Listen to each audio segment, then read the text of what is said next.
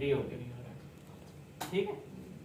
मान लो मैं यहाँ पर ये 4 फील्ड इसके अंदर और ऐड करना चाहता हूँ, टेबल मैं चाहता हूँ वो जो जनरेट कर रहा है उसमें ये 4 फील्ड क्या करे, एडिशनली ऐड कर, ठीक है। तो इसको करने का तरीका हमारे पास क्या होगा, सबसे पहले आपको चलना होगा अपने प्रोजेक्ट के अंदर, माइग्रेशन को हटा देते हैं और सबसे पहले हम चलेंगे मॉडल के अंदर, एक नया मॉडल बना देंगे,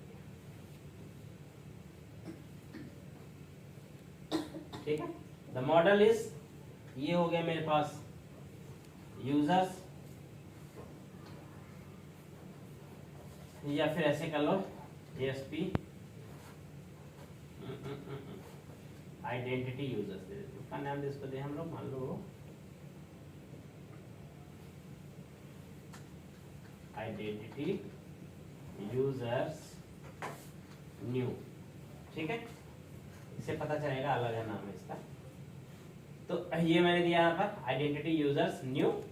हमें करना क्या है, जब भी आप आइडेंटिटी यूजर को मॉडिफाई करना चाहेंगे तो पहले आपको इसकी जो बेस क्लास है, इट मींस जो आइडेंटिटी यूजर की मॉडल क्लास सिस्टम में दी गई है उसे ओवरराइड करना पड़ेगा या इनहेरिट करना पड़ेगा, ठीक है। कैसे इनहेरिट करोगे, इट्स अ आइडेंटिटी यूजर, इस क्लास को हमें क्या करना है, इस क्लास को हमें इनहेरिट करना है। तो ये क्लास हमारे पास ASP.NET Core आइडेंटिटी के अंदर, ठीक है, इसके अंदर आपके पास ऑलरेडी एग्जिस्ट करते हैं, तो हमने यहाँ पर इसका नेम स्पेस ले लिया। सो आइडेंटिटी यूजर हमने यहाँ पर क्या किया, इनहेरिट कर लिया। अब इसमें आपको जो फील्ड आपको देने एडिशनली है, जैसे हमने कहा कि मुझे एक फील्ड चाहिए इसमें स्ट्रिंग टाइप का, that is the first name and last name, gender and date of birth, that is the last name, gender, DOB. DOB should be type of date time and that should be the nullable, ठीक है। So now अब यहाँ पर मैंने क्या किया, ये हमने चेंजेस कर दिए। जब आप ये चेंजेस कर दोगे, ध्यान रखना आपने कस्टमाइज मॉडल बनाया, तो अब आपको पर्टिकुलर आइडेंटिटी यूजर की जो पुरानी क्लास है उसकी जगह आपको ये मॉडिफाइड चाहिए, तो आपको क्या करना पड़ेगा, यहाँ DB सेट भी बनाना पड़ेगा। तो public DB set and then the class name and just to be identity users and get and set, ठीक है। The second changes after the modification and the third changes should be going program.cs, जहां पर आपने identity user इस class को माना हुआ है, यूजर क्लास, इसकी जगह हम मानेंगे अपनी इस नई क्लास को। ये मेरी बन गई है नई यूजर की क्लास, ठीक है। तो अब मॉडल मेरा चेंज हो गया, सो दैट्स इट। अब इसके बाद चूंकि मॉडल चेंजेस हो गई हैं तो need to be migration, so go the command prompt and put the migration command, so add migration M2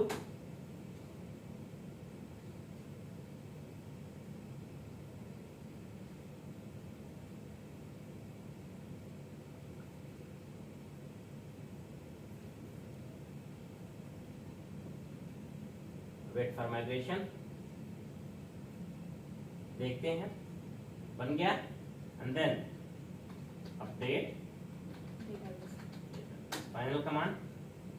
so once the command is executed and up वाली method में देखोगे भी यहाँ पर क्या हो रहा है, कॉलम ऐड हो रहे हैं एग्जिस्टिंग में ही ना, तो DOB ऐड हो रहा है, फर्स्ट नेम ऐड हो रहा है, जेंडर हुआ, लास्ट नेम, ये सारे कुछ कॉलम ऐड हुए हैं। डेटाबेस देख लेते हैं, यहाँ पे F5 या फिर Alt F1 कर लो, तो आप देखोगे यहाँ पर आपके पास कई कॉलम होंगे जो आपके सिस्टम में यहाँ पे नीचे साइड में ऐड हुए होंगे, 4 कॉलम।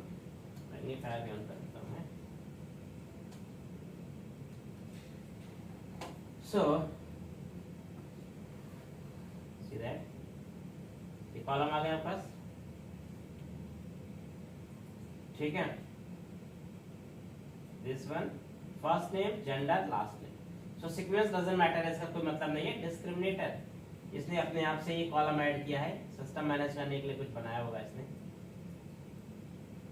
ठीक है। हालांकि माइग्रेशन में आप इसे हटा भी सकते हो। फिलहाल इसने जो कॉलम हमने मॉडिफाई किए वो कॉलम इसने क्या किए, ऐड कर दिए हैं सिस्टम के अंदर, और ये इसने कॉलम बना लिए। तो देखो ये बेसिक तरीका हो गया। अगर आपको आइडेंटिटी को कस्टमाइज करना है तो आपके पास इस तरीके से आइडेंटिटी भी कस्टमाइज किया जा सकता है, मतलब उसके टेबल को हम अपनी जरूरत के हिसाब से मॉडिफाई भी कर सकते हैं, ऐसा कुछ है नहीं, मॉडिफिकेशन नहीं है। अब एक काम करते हैं, चलते हैं, माइग्रेशन तो हो गया। अब सबसे पहले चलते हैं, एक नया यूजर क्रिएट करना है, यूजर क्रिएट करते हैं और उसके बाद उस पर लॉग इन, क्योंकि एक सिंगल लॉग इन करने के लिए कम से कम आपको एक यूजर बनाना पड़ेगा। बिना यूजर क्रिएट किए होगा यूजर नहीं, लॉग इन कैसे करोगे? तो पहले हम बिना ऑथेंटिकेशन के एक यूजर बना लेंगे, ऑथेंटिकेशन फिर इनेबल कर देंगे और उसके बाद फिर लॉग इन करके फिर यूजर बनाएंगे। ठीक है, प्रोसेस ये चेंज कर देते हैं, याद रखते हैं। फिलहाल के लिए अकाउंट में चलेंगे, रजिस्टर नाम का यहाँ पर ऑलरेडी हमने एक बना रखा हुआ है, तो इसका एक व्यू ऐड करते हैं और आप अगर चाहें तो यहाँ पर टेम्पलेट बेस्ड व्यू ऐड कर सकते हैं, मतलब अगर आपको लगता है फॉर्म बनाना नहीं है, टाइम नहीं है, अगर कुछ भी ऐसा है तो दूसरा तरीका मैं आपको बता देता हूँ जो फॉर्म बनाने का होता है। इसमें हम क्या करते हैं, सिंपल रेजर व्यू पे जाएंगे, ठीक है, ऐड करेंगे, उसके बाद ये पूछेगा मेरे से टेम्पलेट क्या करना है भाई, क्रिएट का फॉर्म बनाना है, मुझे क्रिएट का बनाना है। फिर मैं बोलूंगा मॉडल क्लास कौन सी है, आप मॉडल क्लास सेलेक्ट कर लो अपनी, that is this time is program lead DB context lead, नहीं हमारे पास मॉडल क्लास दिख नहीं रही क्यों यहाँ पे,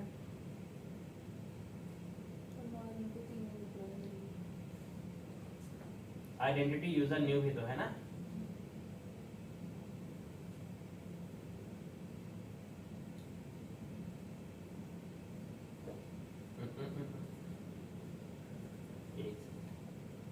इसके लिए पब्लिक, ठीक है, लीड मैनेजमेंट के अंदर मॉडल्स के अंदर ऑलरेडी एग्जिस्ट कर रही है तो सही, व्यू नहीं हो रही है कहीं, ऐसा तो नहीं है, आइडेंटिटी इनहेरिट कर रहा है, तस्वीर क्यों नहीं हो पा रहा है?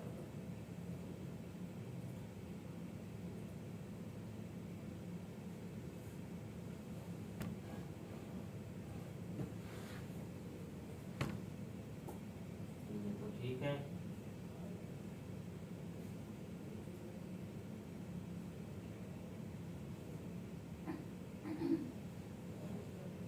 नहीं वो हमें क्लास मिल रही है, अगर मॉडल क्लास आपको यहाँ विजिबल होती है तो आप उस मॉडल क्लास के बिहाफ पे बना सकते हो, लेकिन अब इसका तरीका हम चेंज करेंगे।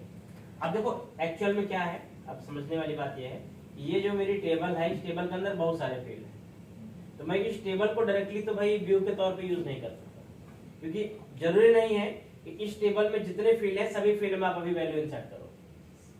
आप जब क्रिएट का फॉर्म बनाओगे तो केवल वही यूजर से इंफॉर्मेशन लेंगे जो आपके लिए अभी जरूरी हो, ठीक है। तो अब यहाँ एक नया कॉन्सेप्ट इंट्रोड्यूस होगा, या फिर कह लो जो हमने ऑलरेडी बताया है वो कॉन्सेप्ट होगा आपका डीटीओ या व्यू मॉडल का, ठीक है। तो हम क्या करेंगे, यहाँ पर मॉडल के अंदर एक फोल्डर बना लेते हैं और उसके अंदर अपना बनाएंगे हम लोग DTO.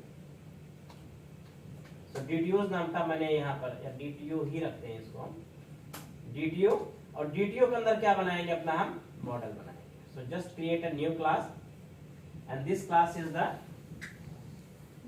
Of user DTO. DTO class को हमेशा हम डीटीओ से डिनोट करते हैं। अब इसमें क्या हम रखेंगे, या कौन सी प्रॉपर्टी रखनी है, इसमें वो प्रॉपर्टी रखनी है जो आपको यूजर से लेनी है। फॉर्म के अंदर, फॉर्म से जो भी इनपुट यूजर से लेना है वो आप इसमें रखेंगे, क्योंकि टेबल में तुम्हारे पास 50 फील्ड है, अब यूजर से लेना मुझे 10 फील्ड है, तो हम टेबल डेटाबेस वाले टेबल मॉडल को नहीं यूज करेंगे, हम यूज करेंगे डीटीओ यूज करेंगे। जो मुझे यूजर से लेना है वही रिस्ट्रिक्टेड, मुझे लेना क्या क्या है यहाँ पर समझो। सर ये डेटा स्टोर कहाँ पे होगा? डेटाबेस में होगा, उसी टेबल में जाएगा, उसी टेबल में। हाँ मैपिंग करेंगे ना उसको। सबसे पहले हम लेंगे स्ट्रिंग, मान लो हमने भी लिया फील्ड यहाँ पर, जस्ट सपोज करो ये तो यही ले लेते अपने, जो ये तो है ये हमारे, ये तो रहेंगे, इतना तो मैं ऐसे ले लेता हूँ, ठीक है। इसके अलावा ईमेल एड्रेस भी होगा, ईमेल हो गया, मान लो यहाँ पे ईमेल, और क्या हो गया मान लो फोन नंबर, और क्या हो गया यहाँ पर, पासवर्ड। मैंडेटरी इंफॉर्मेशन जो आपको लगना है, जो आपको स्टेबल रखनी है, जैसे यहाँ पर देखो यूजर नेम हो गया, ईमेल है। अभी हमें हमारे केस में क्या होगा, जो हमारा ईमेल आईडी होगा वही हमारा यूजर नेम होगा, ठीक है। तो हम ईमेल आईडी और यूजर नेम को एक ही मान के चल रहे हैं। एंड पासवर्ड आपका हो गया, फोन नंबर हो गया, बाकी चीज लॉकिंग वॉकिंग का भी है कॉन्सेप्ट नहीं कुछ यहाँ पे, बाकी बस इतना रखने वाले हैं।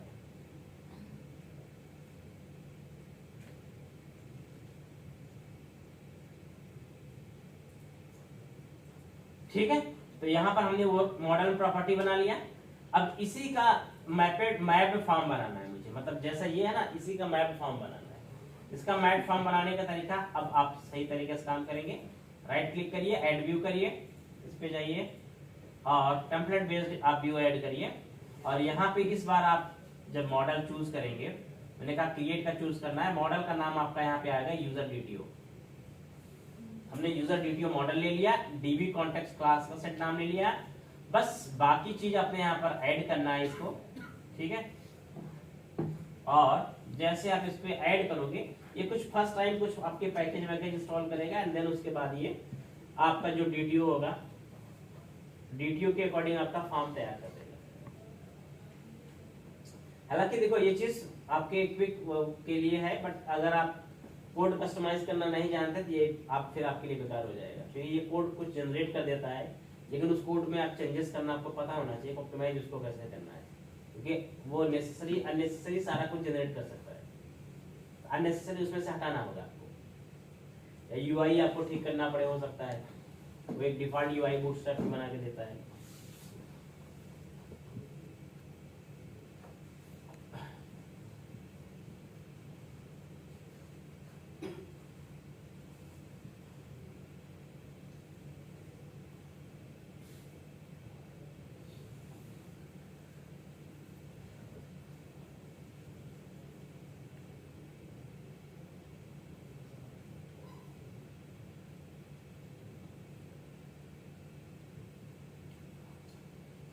सो ये फर्स्ट टाइम लेगा टाइम, अगली बार टाइम लगेगा, क्योंकि अगली बार पैकेज ऑलरेडी इंस्टॉल हो जाएंगे।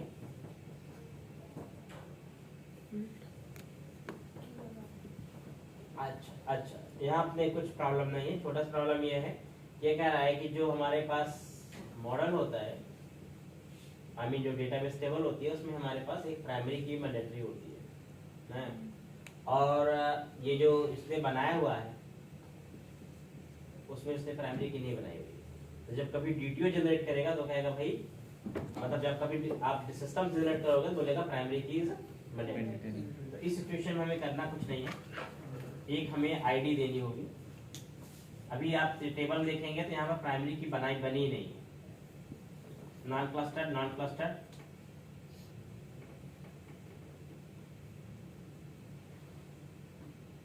प्राइमरी की इसने बनाई तो है, लेकिन सिस्टम में बनाई, कोई बात नहीं, ये थोड़ा सा पंगा है, तो हम यहाँ व्यू बना लेंगे, इसमें कोई दिक्कत वाली बात है नहीं, छोटा चेंज करेंगे। यहाँ पे इंट करो, आईडी दे दो, ठीक है। अब इसको चाहे तो हम लोग की एट्रीब्यूट से डिनोट कर देंगे। तो की एट्रीब्यूट देने का मतलब क्या हो गया, ये प्राइमरी की बन गया, बस बाद में इसको हटा भी देंगे, कोई इशू नहीं। इसके रूल फॉलो करने के लिए थोड़े से झाम होते हैं। क्रिएट, अगेन सेम चीज ऐड करते हैं,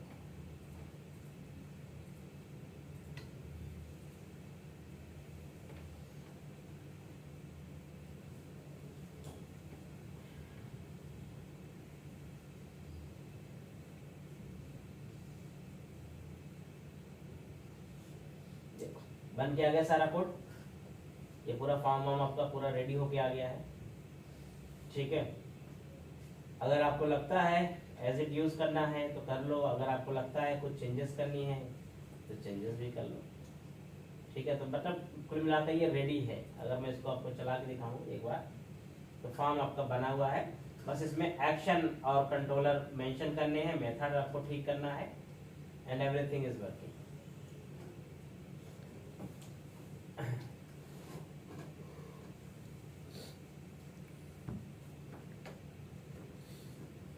यहाँ पर अगर मैं रजिस्टर पे चलता हूँ तो 100 सेक्शन 100 स्क्रिप्ट। अच्छा हमारे पास हमने ये चीज़ कस्टमाइज बनाया था, यहाँ पर एक स्क्रिप्ट जनरेट हो जाती है जिसका हमें कोई मतलब यहाँ पे नहीं, और ये इसका भी मतलब नहीं, इसको हटा दो, बस केवल जरूरत चीजें रखनी है बस आपको।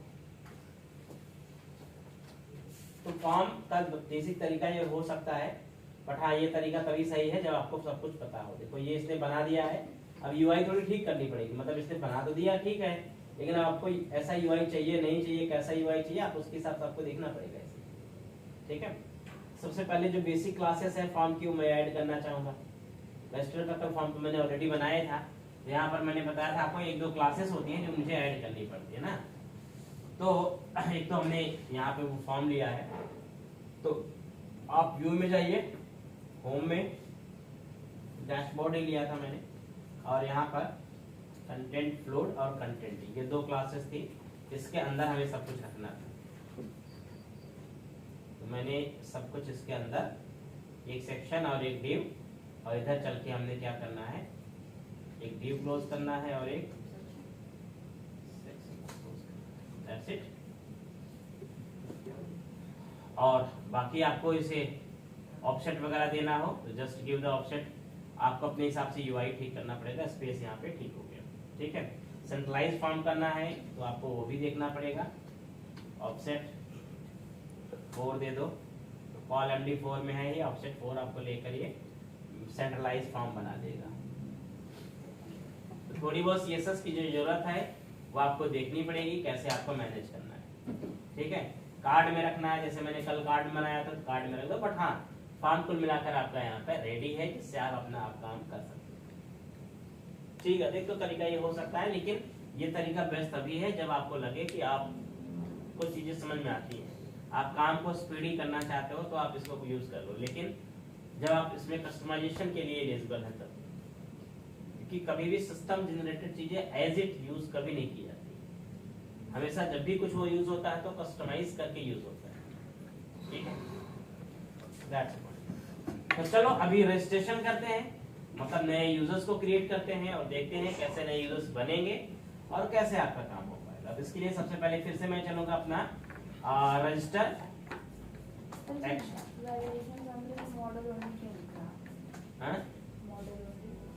मतलब जैसे क्या होता है ना, वैलिडेशन कई अलग अलग जगहों से आते हैं, सिस्टम का भी एक्सेप्ट एरर आ जाता है, ठीक है, और कस्टम एरर आ जाती है। तो भाई इसमें जो एरर दिखानी इस पेज पे है, वैलिडेशन समझ क्या होता है कि सारी जो एरर होती है फॉर्म की ना एक जगह पे आपको समराइज होकर दिखती है। वो मॉडल वनली लगाने का मतलब क्या है कि केवल इस मॉडल की ही जो एरर है वही यहाँ दिखनी चाहिए, अदरवाइज जो जहाँ की भी एक्सेप्शन हो एरर होगी वो सारी क्या करेगा, प्रिंट मार देगा। तो हमें उसकी सबकी जरूरत थोड़ी होती है, हमें इसी पेज पे इसी की चाहिए ना, दैट्स फाइन। बाकी यहाँ पे ऑल भी लगा सकते हैं। तो अब यहाँ पर क्या करना है, अभी SP controller is that account, ठीक है, and method will be the, क्या रखेंगे हम डिफॉल्ट यहाँ पे पोस्ट। अब चलेंगे रजिस्टर नाम का एक और पोस्ट मेथड बनाएंगे, डेटा रिसीव करेंगे अकाउंट पे, यहाँ चलें कंट्रोल D, और यहाँ पर एक बनाया क्या आपने HTTP पोस्ट, और इस पोस्ट में हमने डेटा रिसीव करना यूजर से है, द यूजर DTO यूजर, ठीक है। डेटा यहाँ तक आ गया। अब इस डेटा को, जो डेटा यहाँ आया है, इस डेटा को आपको क्या करना है, अब आपको इस डेटा को डेटाबेस में टैग करना है। तो उसके लिए हमारे पास ऑलरेडी, जैसा हमने बताया कि आइडेंटिटी की सर्विस हमारे पास ऑलरेडी है ना, तो इसके लिए ऑलरेडी हमारे पास एक सर्विस है, that is called the, let's do the private, that's called the user manager. क्या नाम से है, यूजर मैनेजर, ठीक है। सो दैट्स यूजर मैनेजर नाम की सर्विस है। इसमें हमें क्या पास करना है, यूजर पास करना है, that is the identity user. हमने जो बनाया है किस नाम से बनाया है, न्यू, यही बनाया है, user manager and get and set, ठीक है।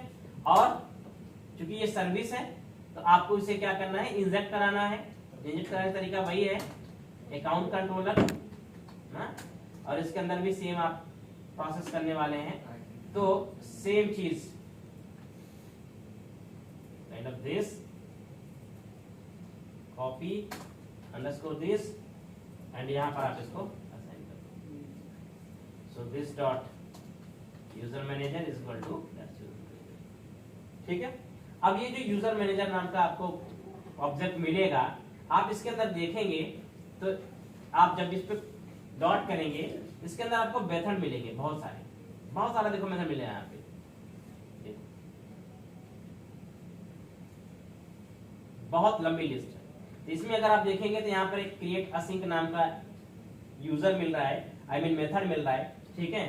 तो अब बस हमें इस मेथड को कॉल करना है और इसमें यूजर का डेटा पास करना है। यूजर हमारा खुद ये बना, ठीक है। तो कुल मिलाकर के इस सिचुएशन में हमारे पास ये है कि ऑलरेडी यहाँ पर मेथड मिलेंगे आइडेंटिटी के, हमें केवल उन्हें इन्वॉल्व कराने बस सही तरीके से। अब बाकी वैलिडेशन वगैरह आपको लगाना है तो जस्ट गेट दैट वैलिडेशन। आप देख लो फ्रंट एंड वैलिडेशन क्या क्या है, क्या रिक्वायर्ड डीबी में फील्ड है उसके हिसाब से आप फ्रंट एंड वैलिडेशन लगा लो। अब मान लो कोई फील्ड डेटाबेस में मान लो नॉट नल है और आप इधर देंगे नहीं तो दिक्कत होगी। तो आपको वो सब चीजें क्रॉस चेक करके रखनी पड़ेगी वैलिडेशन लेवल पे। बाकी जो बिजनेस फंक्शनलिटी है ये आपका अपने आप में खुद में ही कर ले। सुनाई बात? तो सबसे पहले देखो जैसे मैं क्रिएट असिंक कॉल करूंगा तो आप देखो इसकी रिक्वायरमेंट जो है वो क्या है। यहाँ पे देखो ये क्या मांग रहा है, ये आइडेंटिटी यूजर। तो इसकी जो रिक्वायरमेंट है वो आइडेंटिटी यूजर न्यू मॉडल को मांग रहा है, लेकिन हमारा डेटा किस में आ रहा है, डीटीओ में आ रहा है। हमारा डेटा तो डीटीओ में आ रहा है। तो हमें क्या करना पड़ेगा, सबसे पहले हमें डीटीओ वाले डेटा को उठा करके डालना पड़ेगा आइडेंटिटी यूजर न्यू के ऑब्जेक्ट में, एंड देन उसके बाद मैं आइडेंटिटी यूजर न्यू इसमें पास कर दूंगा। समझेगा? तो सिंपल तरीका ये है कि आप क्या करेंगे, यहाँ पे एक ऑब्जेक्ट बनाएंगे। तो आप वैसे वैलिडेशन वगैरह जो लगाना है वो आप लगा लेना, मैं उस पर अभी नहीं जा रहा हूँ। मैं मान चल रहा हूँ आप वैलिडेशन लगा रहे हैं। मैं यहाँ पर केवल चेक लगा रहा हूँ model state dot is valid. अगर मॉडल स्टेट आपकी वैलिड है ना तो मैं यहाँ पर क्या करूंगा, ऑब्जेक्ट बनाऊंगा किसको, आइडेंटिटी यूजर। ठीक है, तो हमने कहा identity user equal to new identity. ठीक, और आप इसके अंदर क्या करेंगे, अपनी जो रिक्वायर्ड प्रॉपर्टीज है सेट करेंगे। मतलब जो जो प्रॉपर्टी आपको चाहिए यहाँ पर, जैसे हमने कहा first name is equal to user dot first name, last name equal to user dot last name, email equal to user dot email. ठीक है, phone number is equal to user dot phone, और password is equal to user dot password. ठीक है, और DOB is equal to user dot DOB, और क्या क्या है, जेंडर भी होगा, gender is equal to user dot gender.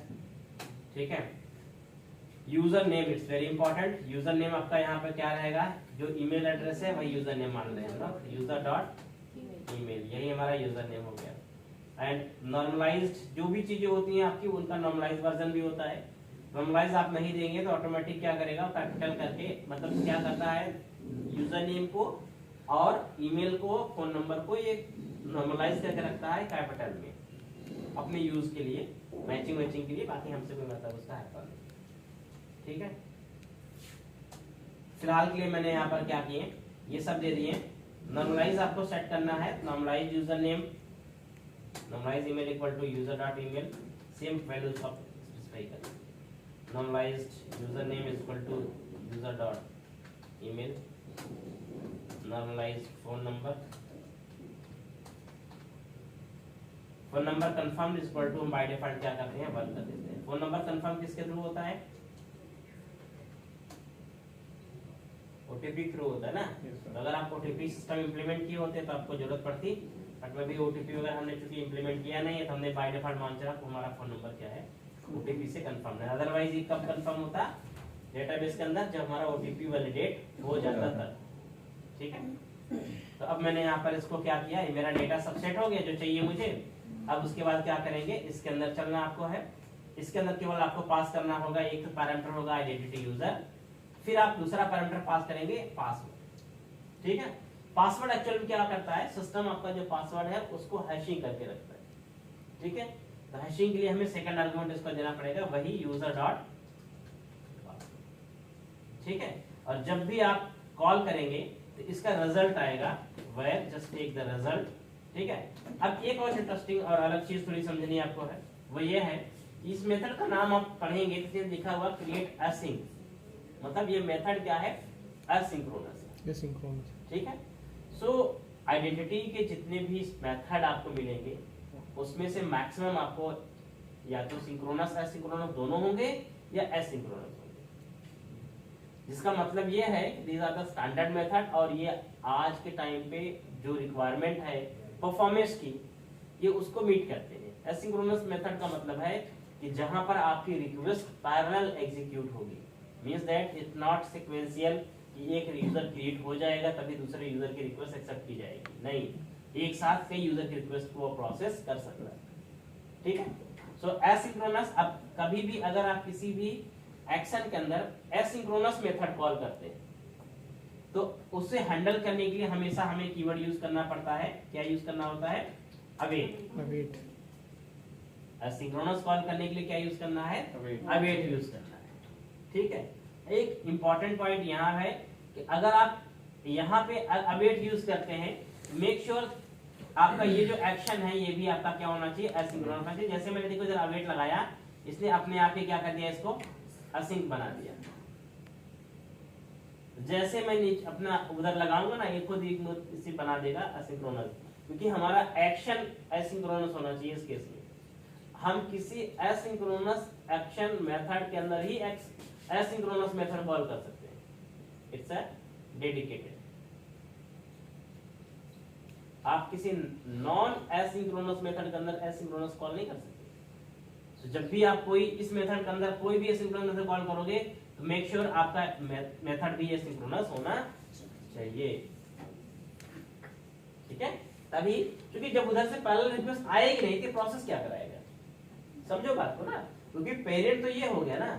अब पेरेंट अगर सिंक्रोनस है तो चाइल्ड एसिंक्रोनस होने का क्या फायदा,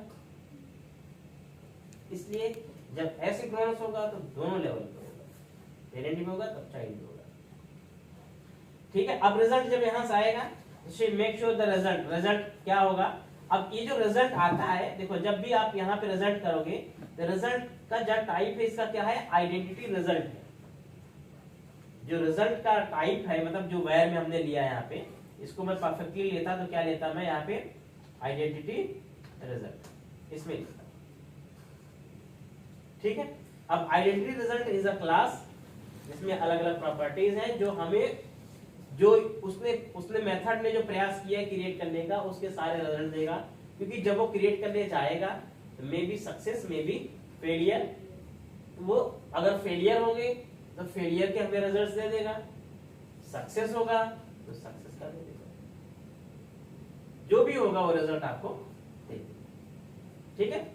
तो अब यहाँ पर हम कैसे इसको हैंडल करते हैं या क्या तरीका हम यूज करते हैं, हम यहाँ यूज करते हैं पहले तो इफ रिजल्ट डॉट, अब देखो यहाँ पर हमारे पास सक्सेसेड एंड एरर्स, दो प्रॉपर्टी आ रही है। तो अगर एरर्स है भाई तो एरर प्रिंट कराओ, सक्सेस है तो सक्सेस पे अपना जो भी एक्शन लेना है वो ले लो, ठीक है। तो यहाँ पे सबसे पहले हम क्या करेंगे, सबसे पहले सक्सेस अगर हमें है तो हमने कहा चलो ठीक है, सक्सेस है तो एक काम करते हैं, रिटर्न करा देते हैं व्यू, रिटर्न व्यू, और आप कोई मैसेज उसे देना चाहते हैं तो आप मैसेज पास कर दो यूजर को, एंड यूजर को, ठीक है, जिससे उसे पता चल जाएगा कि भाई ठीक है चलो मैं ये काम करता हूँ, व्यू बैक के अंदर एक मैसेज पास कर देता हूँ, यूजर क्रिएटेड,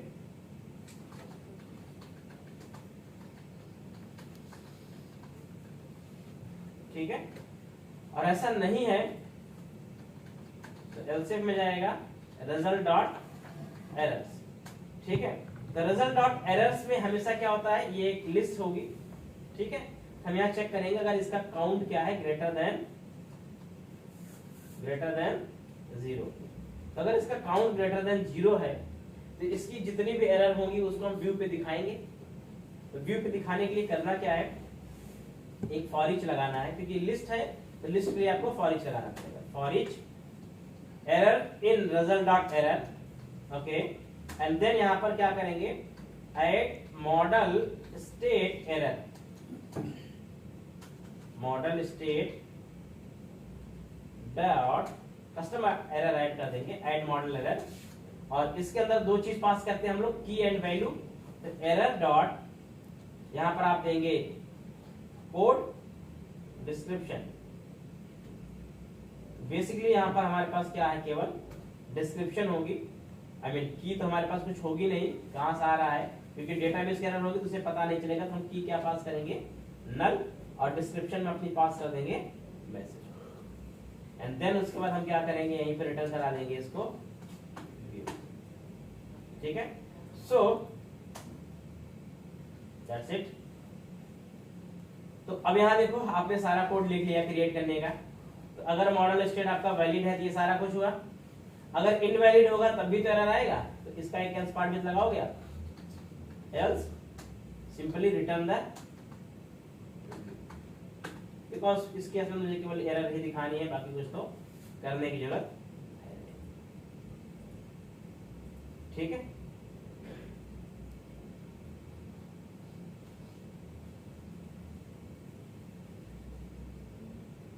तो यहाँ पे कोई सिचुएशन है जहां पर कह रहा है कुछ रिटर्न नहीं करेगा, इफ और else return view, okay,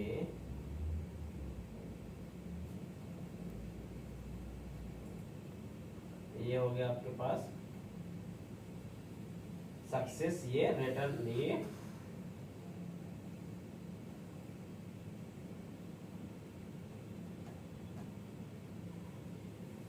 if में भी हो गया, एल्स में भी रिटर्न व्यू कर रहा है, कहाँ मिसिंग हो गया है व्यू रिटर्न करना है, फिर आपका मेथड क्लास और नेम स्पेस एंड हो गया,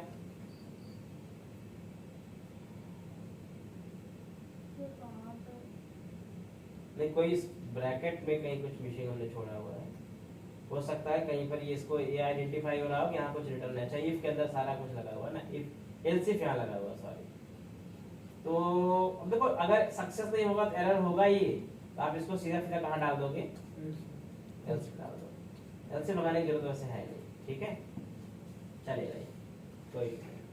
अभी इसमें एक आध एरर आएगी, वो मैं बताता हूँ क्या एरर आएगी, फिर उसे फिक्स करना पड़ेगा, बाकी कुछ है नहीं। तो यहाँ पर फिलहाल मैं अभी क्या करता हूँ, एक ब्रेक पॉइंट लगाऊंगा, डिबगर लगा दो पहली बार में, F5 प्रेस करें,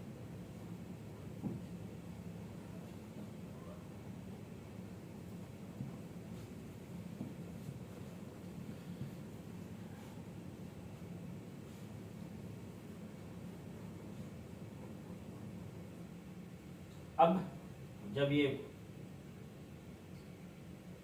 सिस्टम चलेगा तो एक काम करते हैं, रजिस्टर पे जाते हैं, इंफॉर्मेशन कुछ डालते हैं, ठीक है, बाकी चेंजेस कर लेंगे हम यहाँ पे, दीपक वर्मा, दीपक, लास्ट नेम वर्मा, जेंडर मान लो हमने डाल दिया मेल, अभी सब चेंज करना होगा, ये डेट ऑफ बर्थ आपने मान लो कोई भी ले लिया,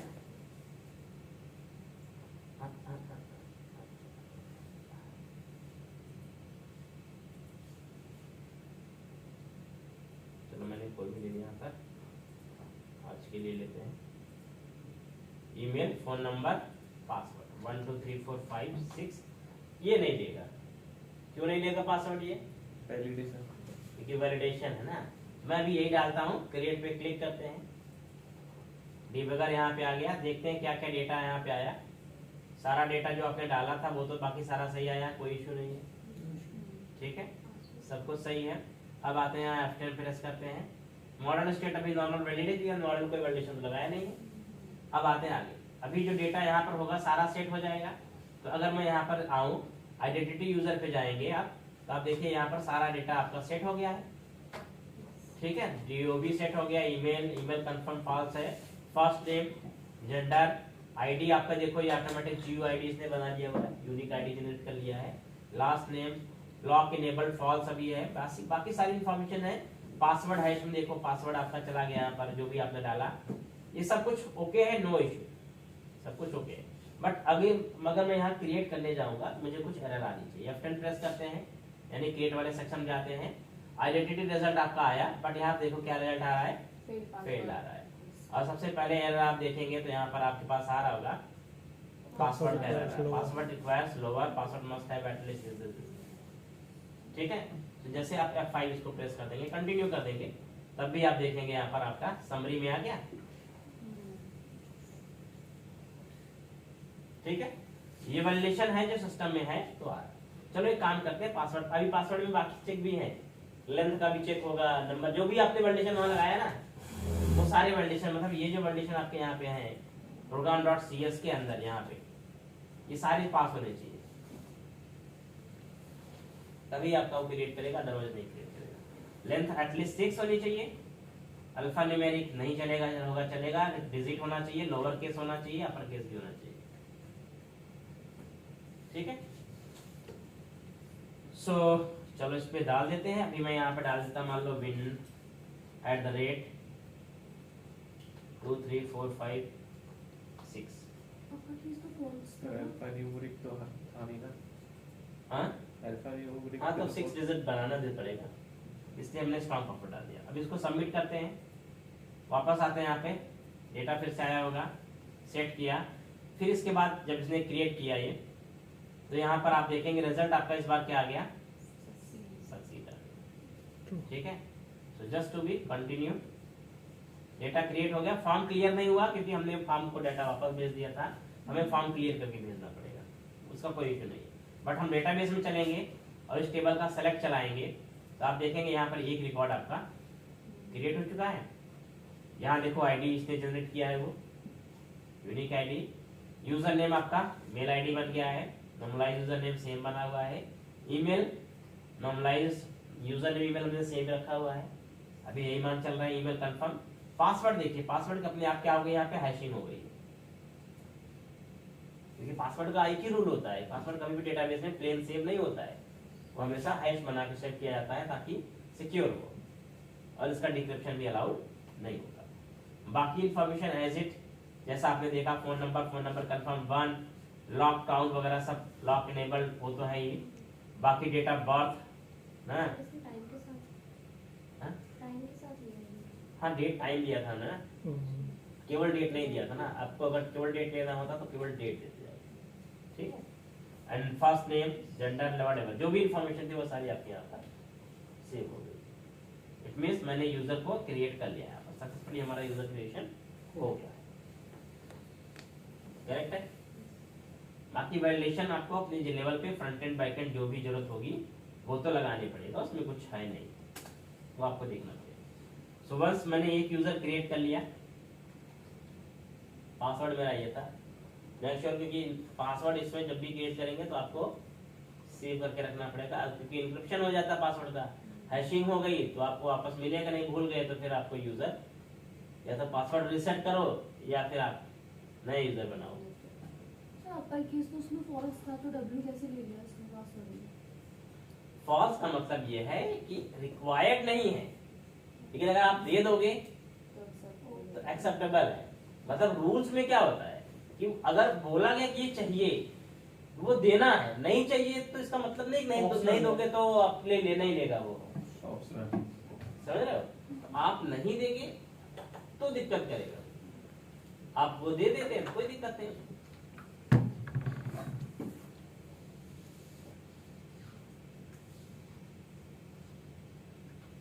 ठीक है, तो ये तो काम डन है मेरा।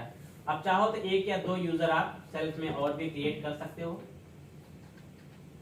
मान लो आकाश, और यहाँ पे अच्छा मेल आईडी का हम एक काम करते हैं, सेम मेल आईडी देते हैं, सेम फोन नंबर देते हैं, ठीक है, उसका वैलिडेशन भी चेक कर लेते हैं।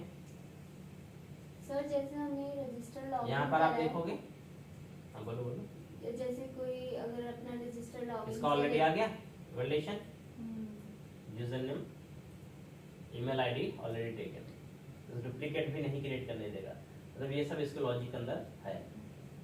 सर जैसे हमने इसमें रजिस्टर करा, एक कैंडिडेट का डिटेल डाल दिया, वो वहाँ पर डेटाबेस में स्टोर हो गया। अब एक लॉगिन पेज भी होता है ना, कि पहले हमें रजिस्टर करना पड़ता है खुद को, फिर हम नेक्स्ट टाइम लॉगिन कर लेते हैं, तो लॉगिन चेक इसी से करेगा, इसी डेटाबेस चेक करेगा। हाँ बिल्कुल, तो बट पासवर्ड जैसे उसने डाला है तो पासवर्ड आपने जो डाला होगा वो पासवर्ड आपको थोड़ी दिखेगा, वो पासवर्ड लॉगिन तो करने के secure लिए हो सिर्फ गया। आईडी और पासवर्ड डालते हैं ना, तो वो यही वाले डेटाबेस से क्रॉस चेक करेगा। बिल्कुल check करेगा, इसी से check करेगा। सिस्टम में यही इसी पे है ना।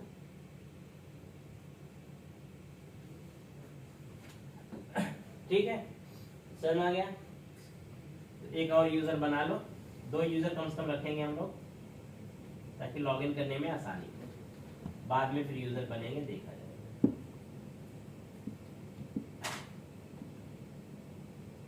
और इसका भी पासवर्ड सेम ही रखो, कोई इशू नहीं, पासवर्ड का कोई वैलिडेशन नहीं होता।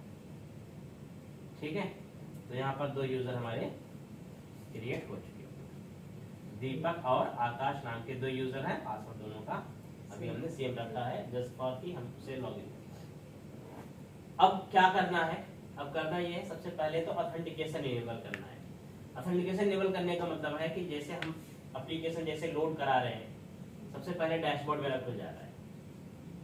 भाई जैसे मैंने एप्लीकेशन को रन कराया, तो रन करते ही क्या हो रहा है, मान लो एप्लीकेशन में बंद कर दिया, मैंने रन कराया, तो सबसे पहले मेरा क्या हो रहा है, डैशबोर्ड खुल रहा है, मेन डैशबोर्ड ही खुल जा रहा है। ये तो होने नहीं चाहिए, पहले मेरा आना चाहिए लॉगिन पेज। जब तक मैं लॉगिन नहीं कर लेता सक्सेसफुली, तब तक ये मुझे डैशबोर्ड पे ले नहीं जाएगा। इसके लिए मुझे करना ये है ऑथेंटिकेशन इनेबल करना है। ठीक है, ऑथेंटिकेशन इनेबल करने का मतलब ये है यहाँ पर कि मुझे 2 चीजें करनी पड़ेंगी। एक चीज तो ये करनी पड़ेगी, आपको जाना होगा program.cs में, और आप जहां मिडलवेयर कॉल करते हैं, app.use authentication ऑथराइजेशन से पहले एक मिडलवेयर कॉल करेंगे, app.use authentication। दिस मिडलवेयर, ये मिडलवेयर इनेबल करेगा ऑथेंटिकेशन। पहला काम ये हो गया। बट सर न्यू यूजर तो रजिस्टर करेगा ना पहले। ये न्यू यूजर जो होता है वो पब्लिक डोमेन पे सेल्फ रजिस्टर करता है, प्राइवेट डोमेन पे एडमिन करके देगा उसे, वो खुद नहीं कर पाएगा। ठीक है, नाउ सेकंड वन, इसका अगला ऑप्शन क्या है, दूसरा काम ये करना है जिस कंट्रोलर पे आपको ऑथराइजेशन इनेबल करना है, जिस भी कंट्रोलर पे, क्योंकि डैशबोर्ड हमारा क्या है, होम कंट्रोलर पे है, तो हम कंट्रोलर लेवल या एक्शन लेवल ऑथराइज नाम का एट्रीब्यूट यूज करते हैं वैलिडेट करने के लिए। If the user is authorised then only the particular controller और एक्शन विल बी लोडेड और एग्जीक्यूटेड। अदरवाइज मिडलवेयर आपको बाहर से क्या करेगा, रिक्वेस्ट से ही बात कर देगा। ठीक है, so let's call the things like authorise,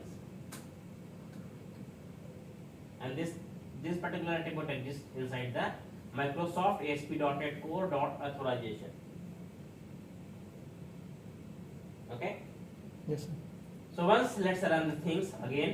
इसको रन कराते हैं। अब डैशबोर्ड, चूंकि डिफॉल्ट राउटिंग आपकी डैशबोर्ड की है, ऑथराइज लग गया। अब देखो क्या होता है।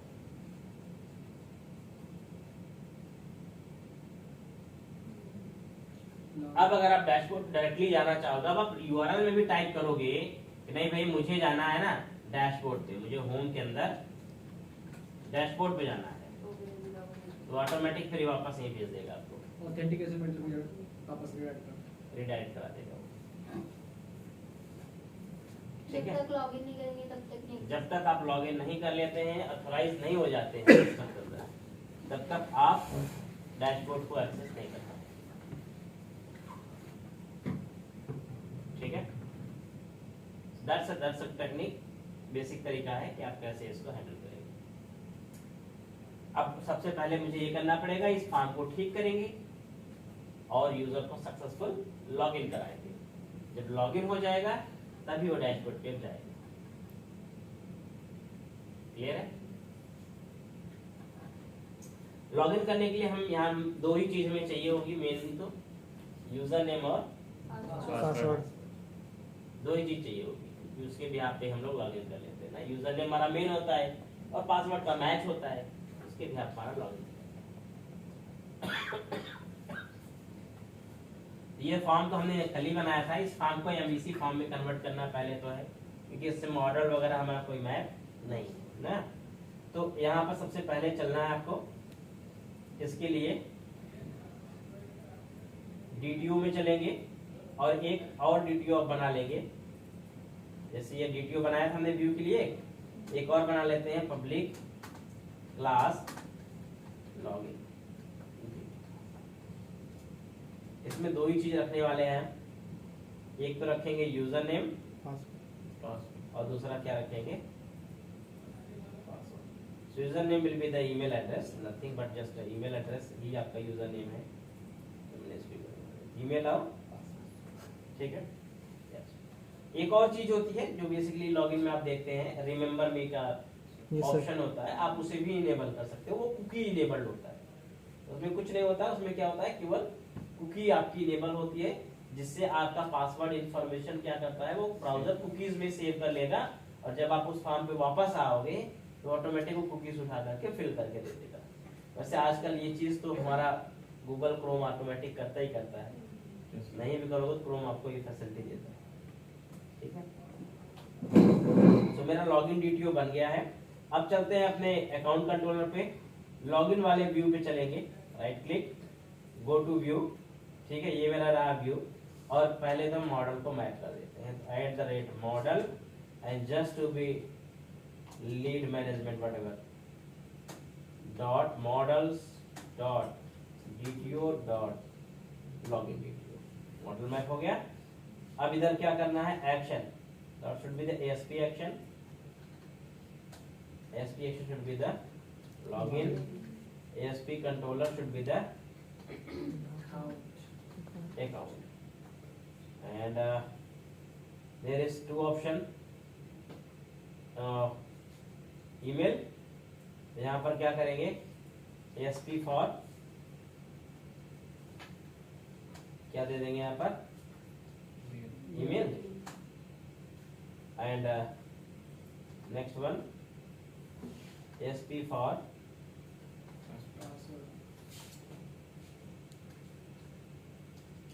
password. So there is two only thing, email and password, ठीक है। एंड देन बाकी जो बटन वटन आपके हैं वो आप चाहो तो उसे यूज करो, रखना चाहो रखो, हटाना चाहो हटाओ, आपकी चॉइस है। एंड साइन इन बटन है, बस बाकी कुछ तो है नहीं। बाकी ये सब लिंक विंक हटाना चाहो तो हटा दो, रखना चाहो रखो। तो वो जो रजिस्टर पेज है वो हम लॉगिन पेज के नीचे वो कर सकते हैं, जैसे होता है ना लॉगिन और एक साइड होता है रजिस्टर। इसमें नहीं कर, देखो सिनेरियो अलग अलग होते हैं, दो सिनेरियो बनते हैं। पब्लिक एप्लीकेशन या पब्लिक वेबसाइट के दो सिनेरियो अलग होंगे, CRM के, इन्वेंट्री के या किसी भी ERP के सिनेरियो अलग होते हैं। तो आप पहले ये सोचो कि आप किस सिनेरियो में बोलना चाहते हो। अगर आप बोलोगे CRM के सिनेरियो में तो ऐसा नहीं कर सकते, आप बोलोगे पब्लिक वेबसाइट के सिनेरियो में तो ऐसा कर सकते हैं। तो सर वो जो रजिस्टर वाला डेटा है वो एडमिन की तरफ से है, और अगर वहाँ पर वो मतलब नया यूजर क्रिएट करना है तो कोई भी नहीं क्रिएट कर सकता है, हाँ वो बस वही करेगा, वो एक ऑथराइज पर्सन ही कर सकता है। तो और कोई ऑथराइज्ड पर्सन login के लिए कर भी कोई सकता है पेज तो- बनता है क्या सेपरेट से, सिर्फ उसी के एक्सेस के लिए? वो तो रोल बेस्ड होगा, रोल बेस्ड। वो तो रोल बेस्ड पेज होगा। वही मान लो हमने रजिस्टर यूजर का बना दिया है तो हम सबको थोड़ी देंगे उस पेज का एक्सेस, हम ऑथराइज पर्सन को देंगे, उसका जिसका रोल मान लो एडमिन है, Yes. सुपर एडमिन है, वही उसको एक्सेस कर पाएगा, सब नहीं एक्सेस कर पाएंगे। समझ आया?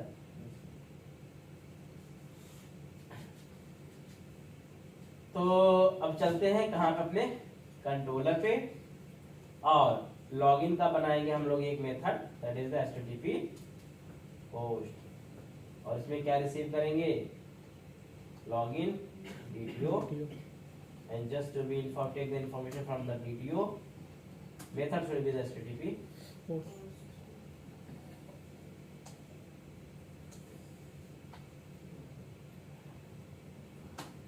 ठीक है। अब इसमें आपको अपना लिखना है लॉजिक, मतलब पहले तो वैलिडेशन लिखो, लगाओगे आपको जो भी वैलिडेशन लगाना है आप लगा लो सारे, और फिर उसके बाद क्या करना है आपको, लॉगिन का लॉगिन करने का लॉजिक लिखना है। लेकिन अब इम्पोर्टेंट ये है कि लॉगिन का जो लॉजिक होगा, वो क्या लिखना है आपको, कहाँ से लिखोगे, कैसे लिखोगे। लॉजिक आपको कुछ नहीं लिखना है, केवल आपको वैलिडेशन करनी है, बाकी सारा लॉजिक खुद वो लिखेगा। उसके अंदर है, जैसे हमने यूजर को क्रिएट करना है यूजर को रिमूव करना है, यूजर को अपडेट करना है, तो उसके लिए बनी हुई सर्विस क्या कर रहा है, एक्सपायर हो गया क्या ये? तो हमारे पास बनी हुई सर्विस ऑलरेडी क्या है, इसके लिए यूजर मैनेजर है, ठीक है। वैसे ही अगर आपको लॉगिन लॉगआउट का कोई भी काम करना है तो उसके लिए भी एक सर्विस है साइन इन मैनेजर।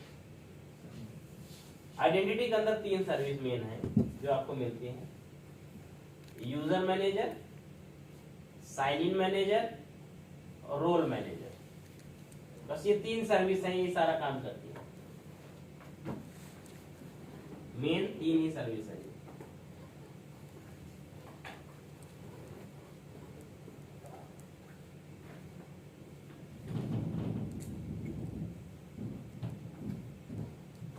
मॉडल जो है वो मेनली जो है, जो आपको ज्यादा फ्रेंडली है, वो 3 मॉडल भी हैं। 3 मॉडल में क्या है, identity role, identity user, identity result, ये 3 मॉडल।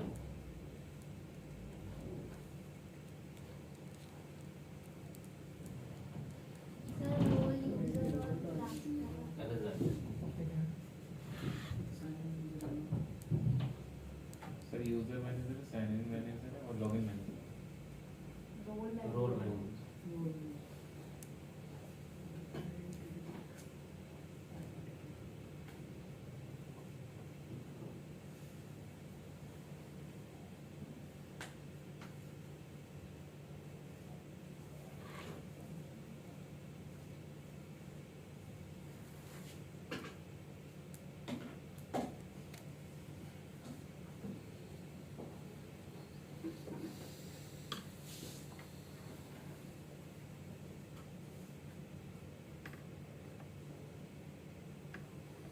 सुना की बात।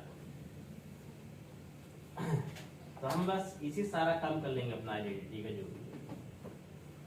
तो अब अगर मुझे लॉगिन करने का काम करना है तो हमें, जैसे मैंने इसको इंस्टॉलेट किया, इंजेक्ट कराया, वैसे ही मुझे साइन इन मैनेजर को भी इंजेक्ट कराना पड़ेगा, ठीक है।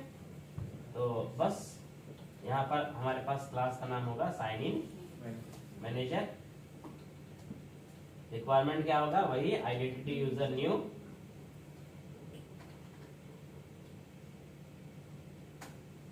And then sign in manager. फिर से वही क्या काम यहाँ करना आपको होगा,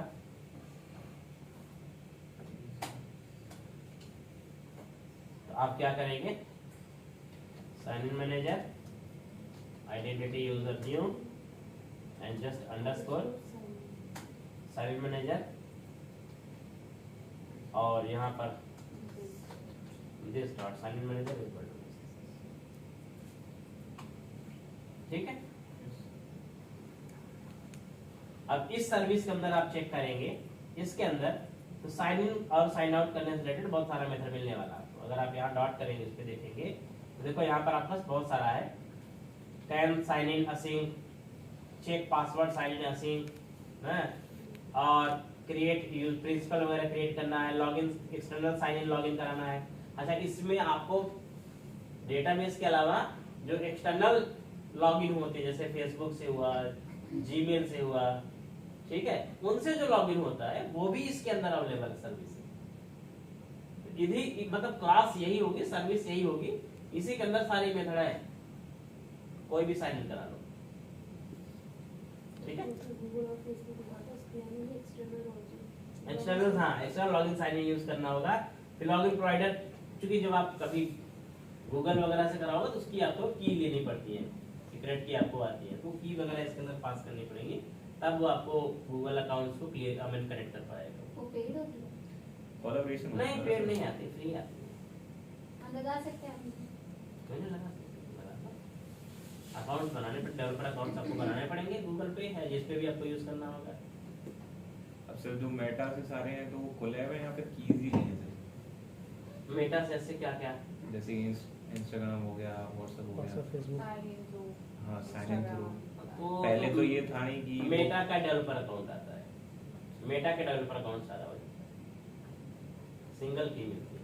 एक्चुअल में मेटा में जो मेन आपका है, मेटा तो मेन आपका फेसबुक से ही Facebook से। रखता है डेटा, ठीक है, और उसी का डेटा को सारा वो सिंक करता है। सिंक करता तो वो उसने जो डेवलपर अकाउंट बनाए हैं वो मेटा का बनाया है, उसी से व्हाट्सएप की भी सर्विसेज मिलती हैं, है। उसी से इंस्टा की भी सर्विसेज मिलती हैं, उसी से फेसबुक की भी सर्विसेज।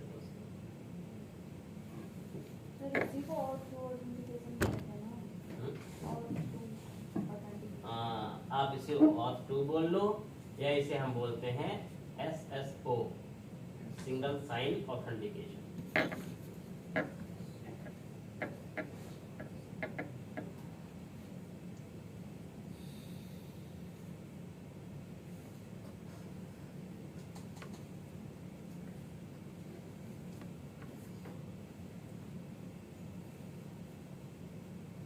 सर पता चला सर आपको, क्या? सर हम जब यहाँ पे क्लास ले रहे थे बॉम्ब ब्लास्ट हो गया दिल्ली में। हाँ वो हाँ वो तो बाद में पता चला था मुझे, बम ब्लास्ट हुआ था पता नहीं। लास्ट ही है।